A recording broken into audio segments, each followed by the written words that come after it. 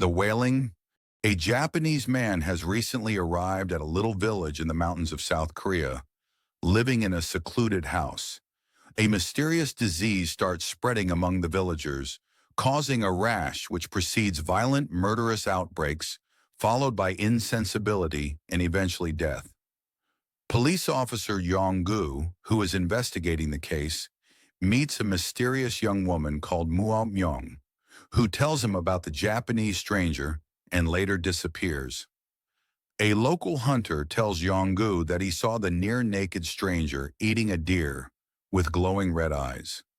Jong-gu is unsettled as he has had dreams about the stranger, which the hunter had described to him.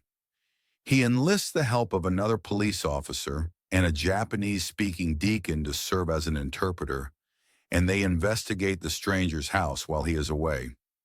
The other police officer finds pictures of the infected and murdered residents and their belongings.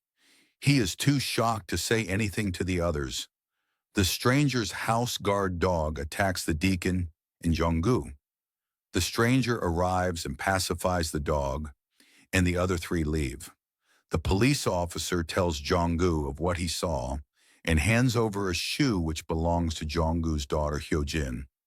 Soon Hyojin becomes sick and displays similar symptoms as the other infected villagers. Jong-gu makes his way to the stranger's house with the deacon in anger, but finds that the pictures and evidence have been burned.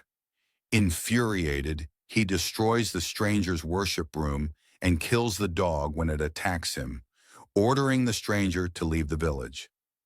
Distraught about Hyojin's condition, Jong-gu's mother-in-law seeks help from a shaman, Il-gwang. As Il-gwang performs a ritual to exorcise the demon, the stranger performs a ritual in his house simultaneously. Jong-gu finds his daughter in pain and interrupts the ritual, taking her to a hospital instead. The following day, he gathers his friends to hunt down the stranger, believing that the stranger is responsible for the disease and murders. Jong-gu and his friends go after the stranger and are attacked by another infected villager. After a chase, they eventually end up hitting the stranger with their vehicle. They dispose of his body as Mumyung watches from the hills. When Jong-gu returns home, he finds that Hyojin's condition has seemingly improved. Il-gwang suspects they killed the wrong person. He later encounters Mumyung and starts vomiting blood. He calls Jong-gu, telling him that Mumyong is the real demon. Jong-gu finds Mumyong near his house.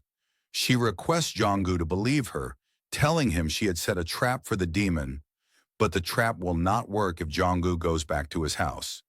Il-gwang calls Jong-gu and tells him not to believe Mumyong, while she in turn tells him Il-gwang is actually in league with the real demon. Confused and hesitant, Jong-gu eventually leaves to save his family. But Mumyong grabs him, her skin turning a ghostly white as he notices that she is wearing the personal items of some of the victims. He pulls himself away, and as he crosses his home's threshold, the floral trap withers. The deacon encounters the still-alive Japanese stranger in a cave.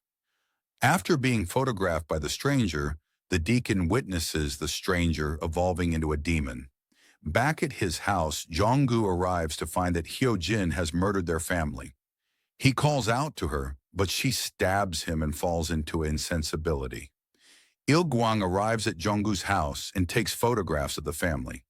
While returning to his car, he unintentionally drops a box filled with photos of the other victims.